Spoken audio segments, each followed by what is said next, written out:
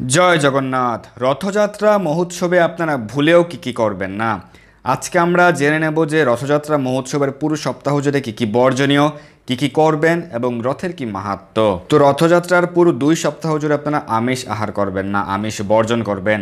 রথযাত্রা মহোৎসব হচ্ছে 27 জুন 2025 শুক্রবার, আর উল্টো রথযাত্রা হচ্ছে 5 জুলাই 2025 শনিবার। আর জুলাই মাসের 6 তারিখ রয়েছে একাদশী ব্রত, শয়ন একাদশী ব্রত। তাই একাদশী ব্রতের পরদিন পর্যন্ত 7 জুলাই পর্যন্ত এই পুরো 2 সপ্তাহ জুড়ে প্রথম রথ থেকে উল্টো রথ পর্যন্ত একাদশীর পরদিন পর্যন্ত পুরো 2 সপ্তাহ জুড়ে আপনারা আমিষ আহার সর্বতোভাবে বর্জন করবেন, আমিষ গ্রহণ করবেন না। জুতো পায়ে রথের রশি বা দড়ি স্পর্শ করবেন না। জুতো আপনারা বাড়িতেই রেখে যেতে পারেন। আর খালি হাতে রথে যাবেন না। সামর্থ্য অনুযায়ী, আপনার সামর্থ্য অনুযায়ী ভগবান জগন্নাথের সেবার জন্য কিছু নিয়ে যাবেন। সেটি কাঁঠাল ফল হতে পারে, আম ফল হতে পারে, সেটি কলা হতে পারে, বা যে কোনো পুষ্প হতে পারে। আপনার সামর্থ্য অনুযায়ী আপনি ভগবান জগন্নাথের জন্য নিয়ে যাবেন। এবং সকলেই রথে যেতে পারবেন। কেউ কেউ বলে থাকে যে গর্ভবতী মায়েরা রথে যেতে পারবে না, এটি কুসংস্কার, এটি ভুল কথা। কোনো শাস্ত্রে এরকমটি নেই। সকলেই ভগবানকে দর্শন করতে রথে যেতে পারেন, কারণ ভগবানকে দর্শন করে ভগবানের কৃপাপ্রাপ্ত হওয়ার অধিকার সকলেরই রয়েছে। এবং রথের দিকে আপনারা কখনোই কলা বা আম বা অন্যান্য ফল ছুঁড়ে দিবেন না, আপনারা পূজারীর হাতে দেবেন। রথে ভগবান জগন্নাথকে দর্শন করে প্রণাম করবেন। আর রথে অধিক ভিড় থাকে, এটি স্বাভাবিক, তাই অন্যদের বিরক্ত করবেন না, অপরাধ করবেন না।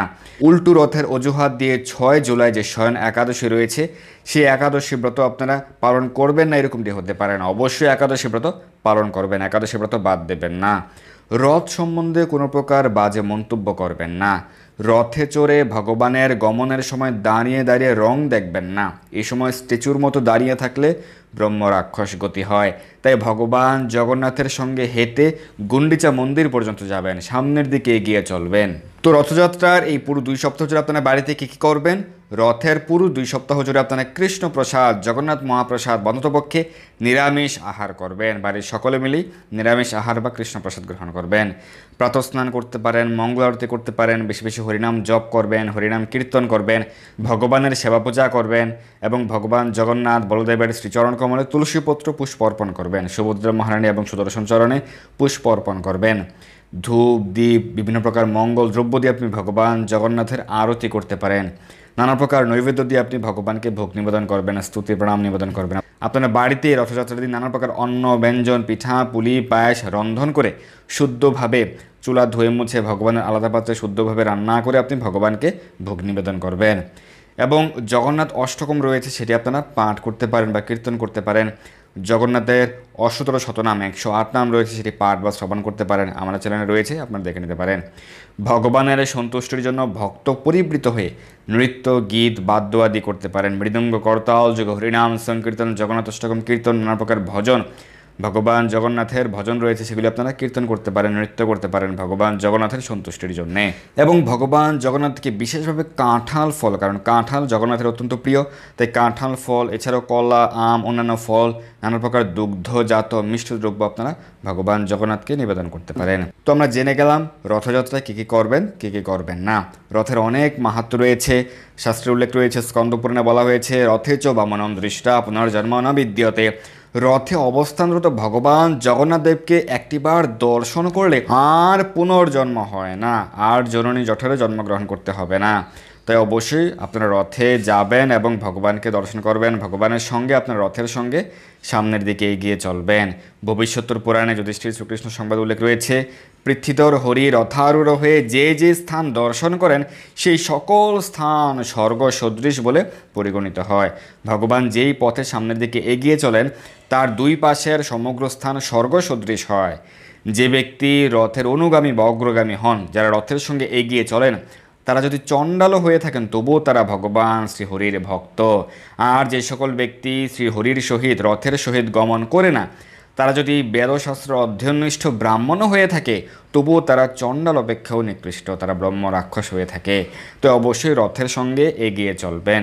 সকল প্রকার পাপী ব্যক্তিও যদি রথে আরোহণরত ভগবান শ্রীহরির সহিত সামনের দিকে এগিয়ে চলেন, তাহলে তিনি নিখিল পাপ থেকে মুক্তি লাভ করেন। সকল মায়েরাই রথে অংশগ্রহণ করতে পারবেন। বলা হয়েছে ভবিষ্যতের পুরাণে রথযাত্রা পরায়ণা নারী জাতিরও মোক্ষ লাভ হয়। এবং যে সকল মায়েরা রথে যাবেন এবং রথে ভগবানকে দর্শন করবেন, সামনের দিকে এগিয়ে চলবেন, সেই সকল মায়েদের পিতৃকুল, মাতৃকুল, পতিকুল 21 কুলকে বিষ্ণু মন্দিরে নিয়ে যেতে তারা সক্ষম হন। অর্থাৎ তারা 21 কুলকে, তারা পিতার কুল, মায়ের কুল এবং স্বামীর কুলকে উদ্ধার করতে সক্ষম হন। ভগবান শ্রীহরির রথের যে রশি বা রজ্জু বা দড়ি ধরে যত পদ আকর্ষণ করা যায়, যত পদ সামনের দিকে এগিয়ে যাওয়া যায়, তত পদ স্থান যোগ্য আয়তন সদৃশ, অর্থাৎ তত যজ্ঞের ফল লাভ হবে। ভগবানের রথ উৎসব দর্শন করে যারা আনন্দিত হয়, 14 ইন্দ্রের রাজত্ব যাবৎ, 14 জন ইন্দ্রের রাজত্ব যাবৎ তাদের কখনই নরকে যেতে হয় না। ভগবান শ্রীহরি রথস্থ হলে যারা জয়ধ্বনি সহকারে ভগবানের অর্চনা করেন, তারা নিখিল পাপ থেকে মুক্ত হয়ে হরিধামে, বৈকুণ্ঠ ধামে গমন করেন। তো এইভাবে রথযাত্রা মহোৎসবের অনেক মাহাত্ম্য শাস্ত্র উল্লেখ রয়েছে। আমরা আজকে জেনে গেলাম যে রথযাত্রায় আপনারা কী কী ভুলেও করবেন না আর কী কী করতে হবে। তো আপনারা সকলে অবশ্যই রথযাত্রা মহোৎসবে যুক্ত হয়ে ভগবান জগন্নাথের বিশেষ কৃপা লাভ করুন। ধন্যবাদ সবাইকে। হরে কৃষ্ণ, জয় জগন্নাথ।